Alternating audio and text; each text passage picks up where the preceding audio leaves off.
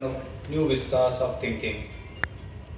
We have been fortunate to get so many great minds to deliver these lectures and privileged to listen to golden words of wisdom from them. Truly, these great minds have opened up new vistas of thinking, inspired many to venture into newer paths and have helped us in learning more. Some of the scholars who have graced this platform in the past are S.H. Vatsayan Agyaya, K.R. Srinivasa Iyengar, K. Shivaram Karanth, Vinda Karindikar, Sitagang Mahapatra, Nirmal Verma, M.T. Vasudevan Nair, Vijay Tendulkar, C.D. Narasimhaya, U.R. Anantamurthy, Amitav Ghosh, Girish Karnad, Manoj Das, S.L. Bhairappa, Ramchandra Guha, Justice Dharmadhikari Guljar, and Justice Deepak Mishra. We are grateful to all of them for the paucity of time. I have just mentioned only a handful of names. Today, Sri Upamanyu Chatterjee will be speaking on some things to talk about. It's a very unique topic that he has chosen. This is a highly thought-provoking subject. From the ancient times till date, people always share their stories, their thoughts, emotions, feelings, experiences, etc. This is one human activity that has been a constant over centuries. It may be a constant, but we need mirrors, philosophical masters to prod us to reflect and introspect on our own lives and improve the quality of our own lives. Today, communication has become instant, discussions are frequent, and so are the questions. Every now and then societies reshape themselves and their paradigms. But where are we going with all this? That is a question. Now, are we at the juncture where we are going to reshape many institutions such as democracy, family, caste, marriage, etc.? Again, that is a question. This is where we need distinguished minds like Sri Upamanyu Chatterjee to provide us tools to introspect and improve ourselves. Like all of you, I am also very eager to listen to Sri Upamanyu Chatterjee.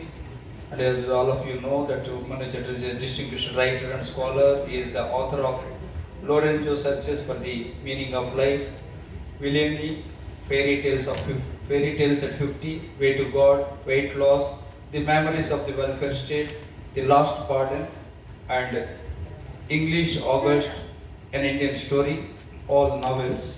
The Assassination of Indira Gandhi, a collection of long stories, and The Hush of the Uncaring Sea is a collection of novellas that is forthcoming. He won the Sahitya Akademi Award in 2000 and the JCB Prize in 2024. In 2008, he was awarded the Order of Officier des Arts et des Letters by the French government for his contribution to literature. The novel Way to Go was shortlisted for the Hindu Best Fiction Award. With these few words, I am glad to welcome all of you for this year's Samvatsar Lecture by Sri Upamanyu Chatterjee. Thank you all. Now I will hand over the mic to Sri Upamanyu Chatterjee.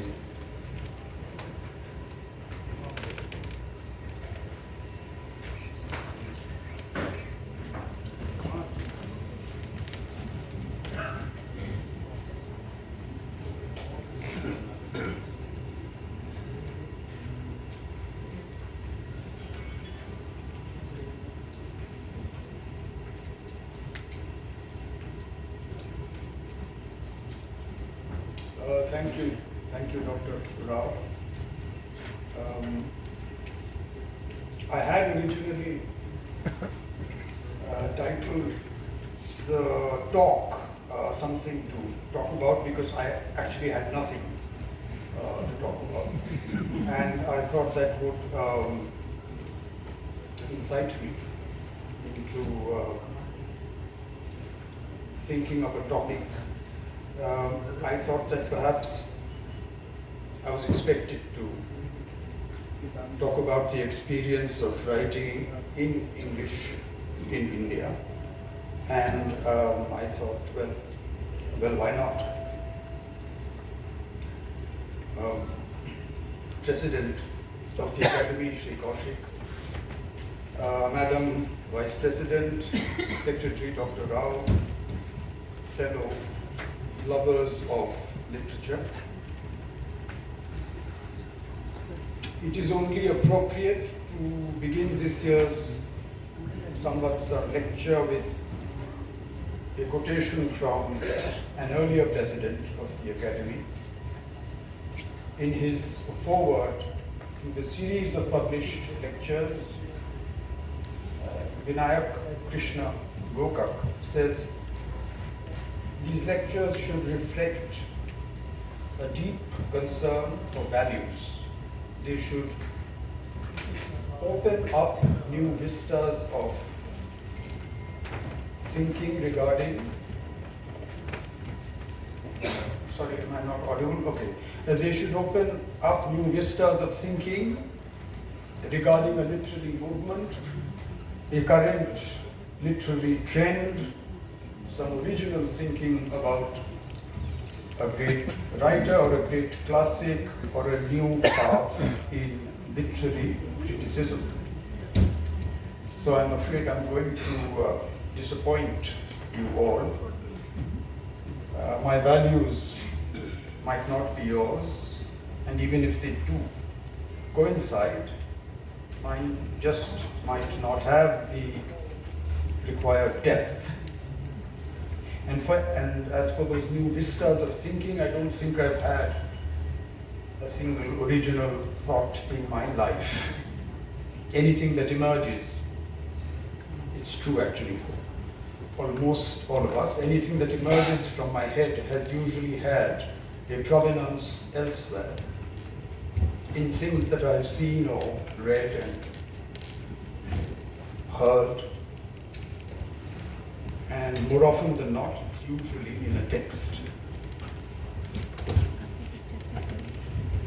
And so I thought that this evening I could chat to you most informally about what I've been reading, my experience of books,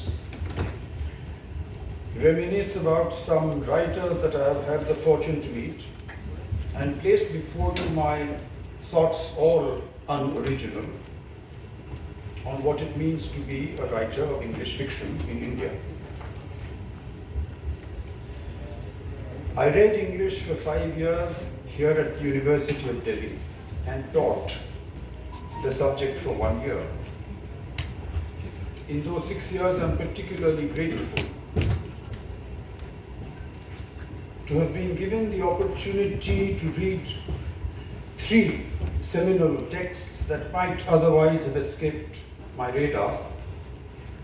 I speak of Henry David Thoreau's Walden, Wordsworth's The Prelude in its 1805 avatar, and Melville's Moby Dick. These texts captivated me, but what I found on the flip side, what I found utterly mystifying, with an intensity stronger than the worth of these 3 works, is the number of strange texts that we had to read in those 5 years. The list is long. There was A Shoemaker's Holiday by one Thomas Dekker, Spenser's The Fairy Queen, the plays of Etheridge and Congreve, the Roger de Coverley papers from The Spectator, Plutarch's Roman Lives in Sir Thomas North's translation,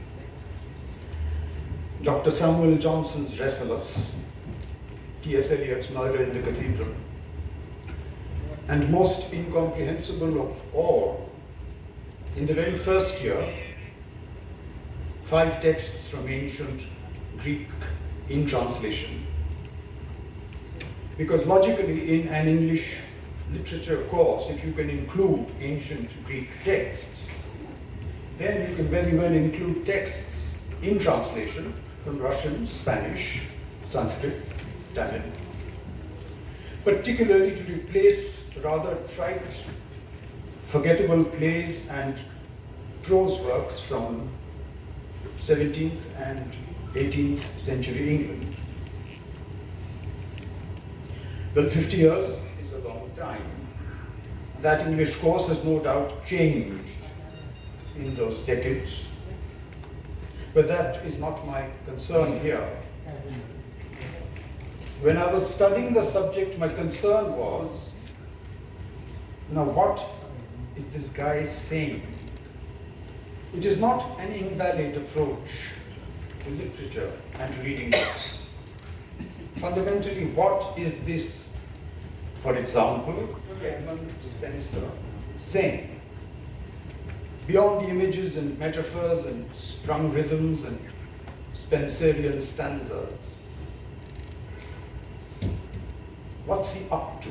That's really the question for any reader reading any text. I count myself fortunate in that when I gave up teaching to become a civil servant, I did not give up reading fiction, non-fiction, history, geopolitics, all the heavy stuff. The question over the years changed. Now what is this guy saying it came to me with an irrevocable sense of my increasing impatience with books. The question became, what is this guy saying to me? Or to rephrase the question, who out there writes for me? And I found that the answer was not the writers that you've been reading. My favorite writers of those days, Graham Greene, Evelyn Waugh, Aldous Huxley.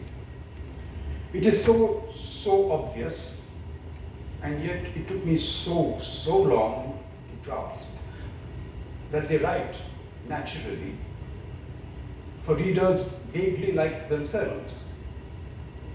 They might set their books in Mexico, the Congo, Tangier, Haiti, but their subject matter is the Englishness of the displaced, dislocated Englishman, which is, as it should be, of course, roughly 130 million speakers of English with varying degrees of fluency in India, which is approximately twice the population of the United Kingdom. Well, if they are that keen, those 130 million people, if they are that keen to read English fiction, they can just go ahead and write it themselves. One has to convey in a language that is not one's own the spirit that is one's own. One has to convey various shades and omissions of a certain thought movement that looks maltreated in an alien language. I use the word alien, yet English is not really an alien language to us. We are instinctively bilingual, many of us writing in our own language and in English. We cannot write like the English. We should not. That isn't me. That is Raja Rao voicing his disquiet in 1974. Well, the decades have passed since then, and that old unease has been subsumed in other anxieties. The typical upmarket bookshop now devotes several shelves to books written in English by fellow Indians. About their quality, we should simply keep quiet. Time has a way of gently compelling the Z-grade stuff to sink. The obvious needs to be stated here that there exist in India several gradations of English. One will speak one kind, very basic, when, For example, one is buying cigarettes in a part of the country where, for example, they don't speak Hindi and you don't speak the language they speak. Between that basic use of the language and the use of literary English to write fiction, to create image and metaphor and convey some complex thought, lies an immense gulf.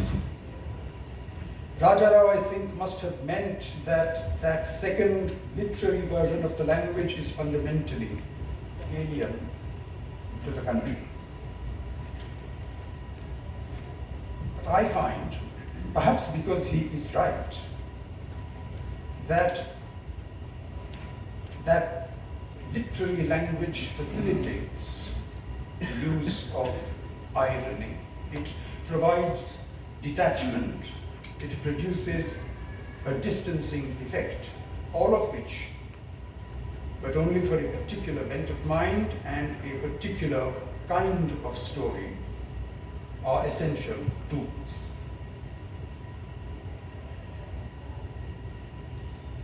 My mother tongue is Bangla, is Bengali. I used to speak it with my parents. After they died, I found no one whom I could speak it with.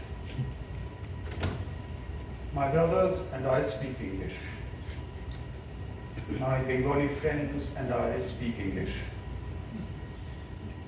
For years, literally, for years I would look at the several shelves of Bengali books that my parents left behind and wonder who would ever read them. And one day, some 20 years ago, I answered myself, then why not you fool? And so I began, armed with 2 dictionaries, Bengali to English, English to Bengali, and whenever possible, an English translation of the text I was reading. Never, or almost never, a good translation, but any translation is better than none.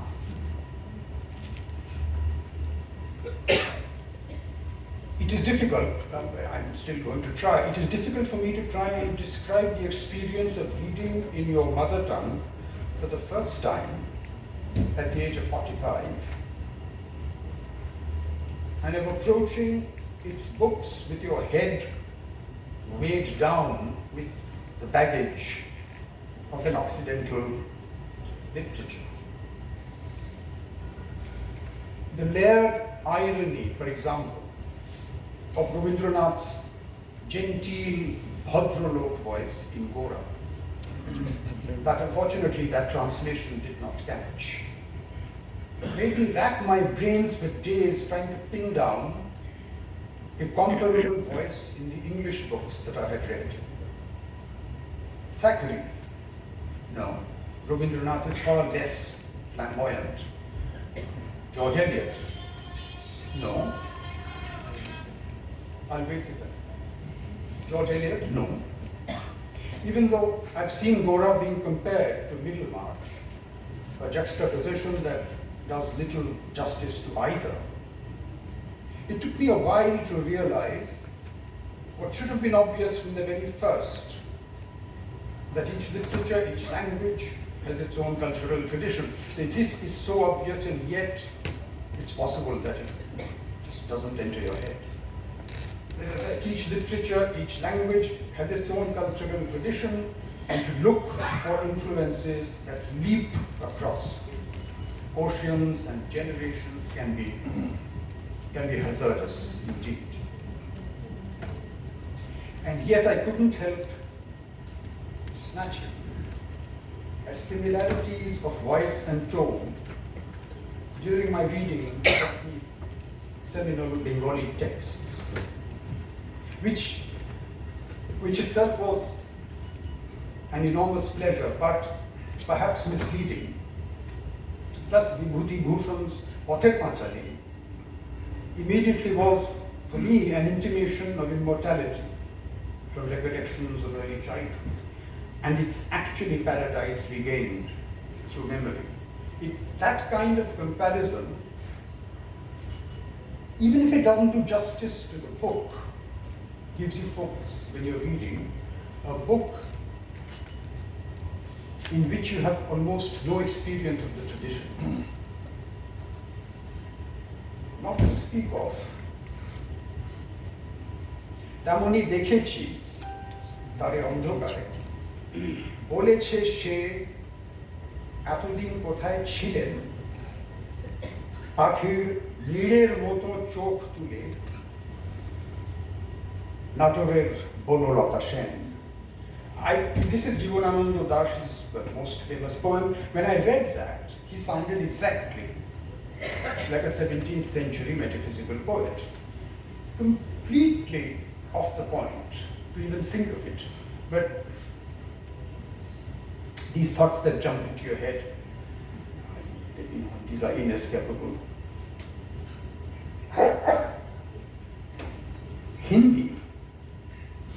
Hindi, though rather than Bengali, is my second language.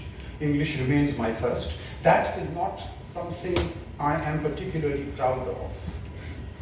It's just an accident of personal history. I studied in a convent school, and I went to a convent school because my brother went to it. I grew up in Delhi, where you buy your cigarettes in Hindi and your fellow citizens cannot pronounce your first name. It's a matter, it's a fact that I heard. It's a fact that I heard Upamanyu being pronounced easily when I started working in Maharashtra in 1983. It's a fact. Anyway, that's completely irrelevant.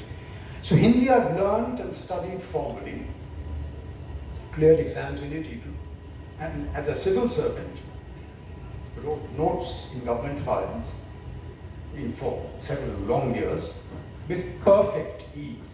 There isn't much to writing notes in government files. So, though I must confess, I began reading Hindi literature only after I began reading Bengali, and that too because I had the good fortune sometime in 2005 to be part of a literary junket with a group of other Indian writers. There were about 20 of us. The group included 3 people with whom I got on. Well, I think I got on particularly well.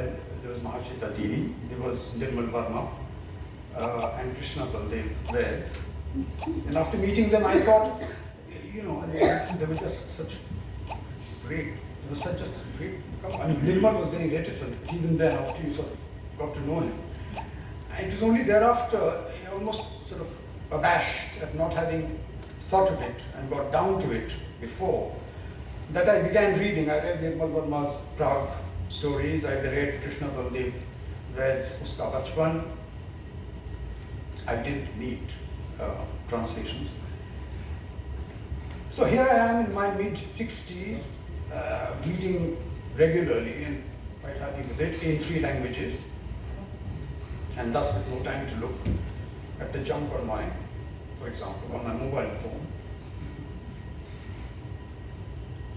So does this lecture this year have a point?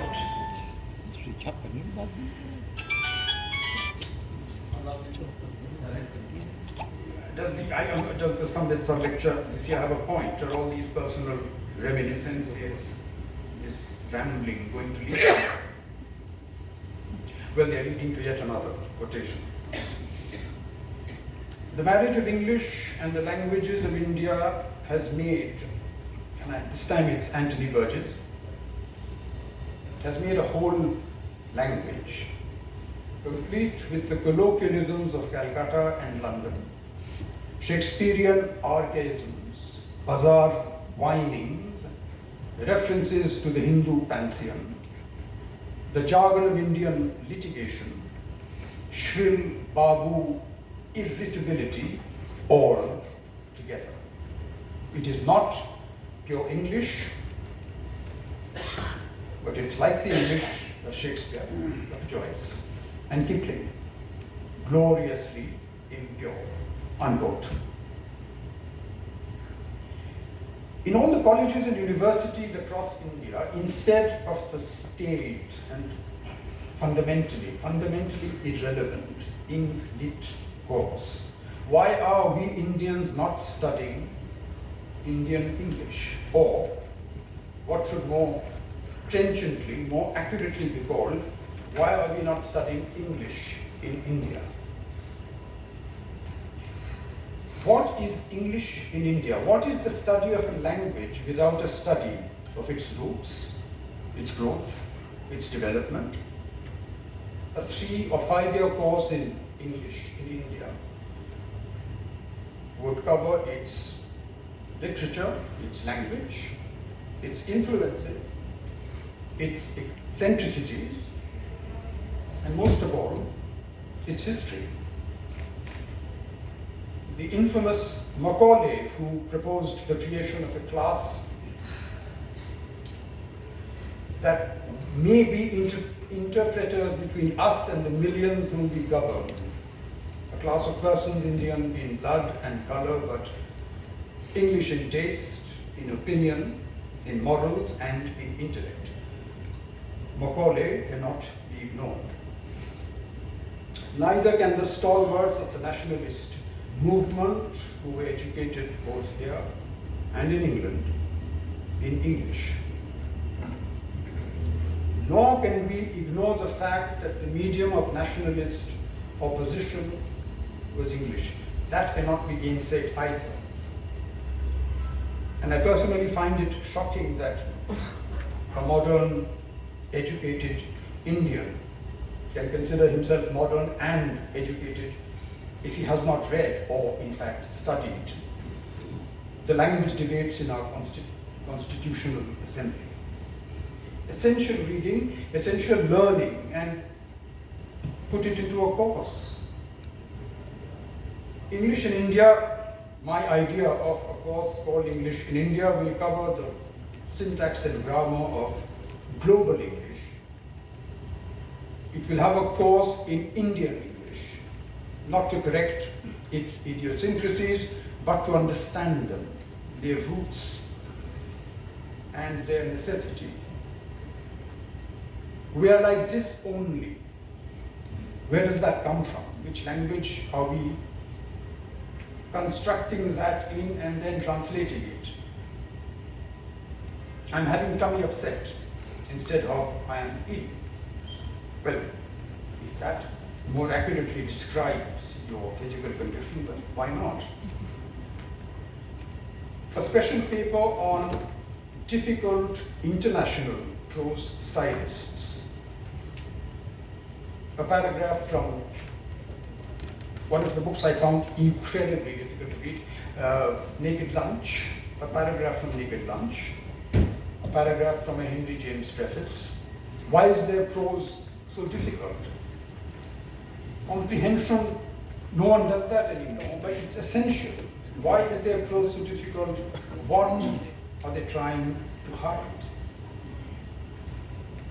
And last of all, classes in contemporary comparative literature. The student will also opt for an Indian language and study it with as much care for 3 years or 5 years, as much care as he devotes to English. We are all by, try, sometimes sporadically, quadrilingual. Why lose the advantage? For each of those languages is a window to a mansion of riches, and it is yours to live in. Thank you.